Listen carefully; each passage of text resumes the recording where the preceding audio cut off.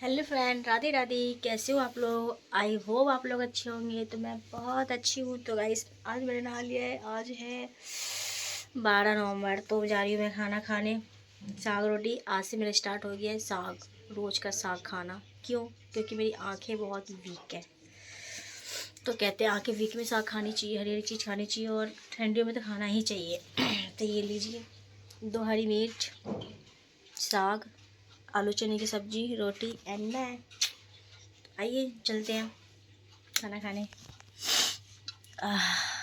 तो गैस, किसको खाना है फटाफट कमेंट करें और मैसेज करें। मैं जा रही हूँ खाने कि मुझे लग रही है भूख तगड़ी वाली। टेस्टी हो रही है। तो गैस, देखते हैं खाना खाने के बाद। मैं खाना खाऊंगी तो आप लोगों के मुंह में पानी आएंगे। तो मैं जा रही हूँ। ओके, खा के करती हूँ।